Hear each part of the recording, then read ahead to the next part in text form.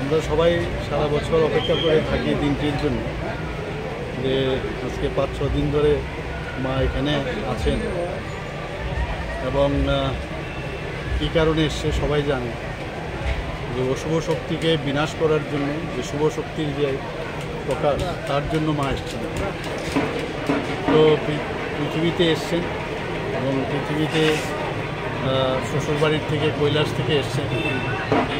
তো এই শুভ শক্তির যে প্রকাশ করে শুভ শক্তিকে এখানে শক্তিশালী করার পর ন্যাচারালি উনি ওনার শ্বশুরবাড়িতে আবার যাবেন। তো শ্বশুরবাড়ি শিব ঠাকুরের এখানে যাচ্ছেন। একদিকে যেমন যে বিজয়ের যে উৎসব, যেটাকে আজকে বিজয়া দশমী আমরা বলি, এই উৎসবে তো আমরা সবাই খুশি, সমস্ত ত্রিপুরাবাসী থেকে শুরু করে সারা ভারতবাসী খুশি আছে।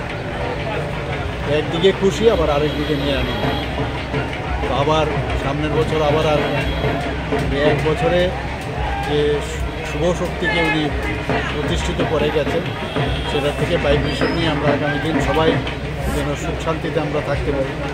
আমি মার কাছে প্রার্থনা করবো, উনি আসেন সবসময়ই কারণে সবাইকে আশীর্বাদ করার জন্য, সুখ শান্তি যেন থাকে, সবার সমৃদ্ধি যেন হয়।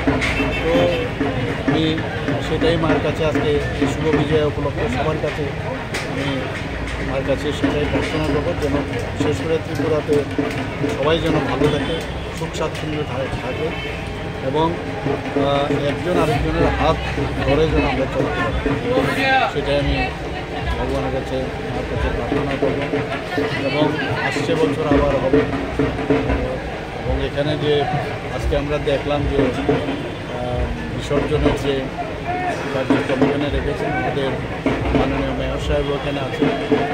মেয়র সাহেবের এবং ওনার টিমের তত্ত্বাবধানে এখানে গত কয়েক বছর ধরে আপনারা দেখছেন যেভাবে বিসর্জন নিয়ে একটা সবসময় একটা কপালের চিন্তার ভাবনা ছিল, সেখান থেকে কিন্তু আমরা মুক্তি দিই এবং সুন্দরভাবে বিসর্জন হচ্ছে। মাকে প্রকৃত অর্থে যেভাবে বিসর্জন দেওয়ার দরকার সেইভাবে কিন্তু এখানে ব্যবস্থা করা। সেই উপলক্ষে আমি মিউনিসিপ্যাল কর্পোরেশনকে আমি ধন্যবাদ দেবো, মেয়র সাহেবকে ধন্যবাদ দেবো।